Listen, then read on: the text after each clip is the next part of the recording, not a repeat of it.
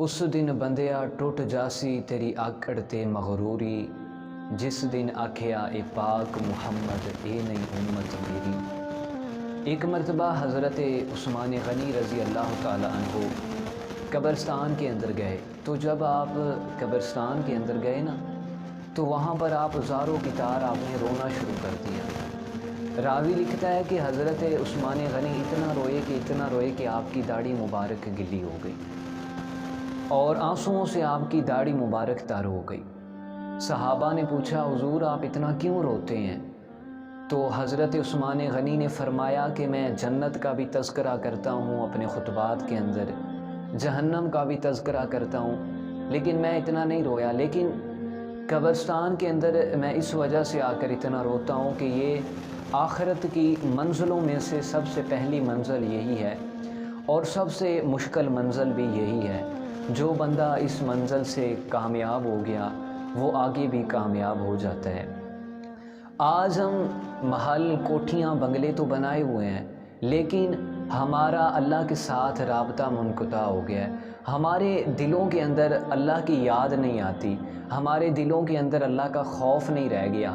جب انسان کے دل کے اندر اللہ کا خوف ہوتا ہے تو انسان کبھی غلطی نہیں کرتا، انسان کبھی گناہ نہیں کرتا، انسان کبھی زنا نہیں کرتا، انسان کبھی چوری نہیں کرتا۔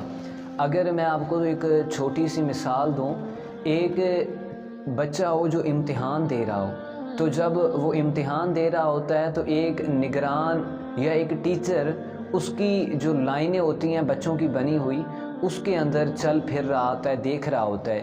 اگر وہ نگران کھڑا ہو اور بچے کے قریب ہو، بچہ کبھی نقل نہیں مارے گا، ادھر ادھر دیکھے گا نہیں، فوراً اپنے پیپر پر توجہ دے گا۔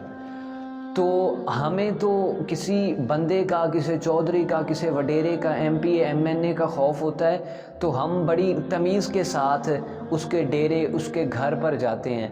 لیکن جب ہم مسجدوں کے اندر آتے ہیں، جب ہم اللہ کے گھر کے اندر آتے ہیں تو کوئی ہمیں تمیز نہیں ہوتی، کوئی ہم سلیقے کے ساتھ نہیں آتے، جب جی چاہے جو دل کریں باتیں شروع کر دی۔ تو جب انسان کے دل کے اندر اللہ کا خوف ہوگا، جب انسان کے دل کے اندر اللہ کا خوف پیدا ہو جائے گا تو انسان کبھی گناہ نہیں کرے گا۔ ایک بزرگ تھا تو اس سے کسی نے پوچھا بابا جی آپ کی عمر کتنی ہے؟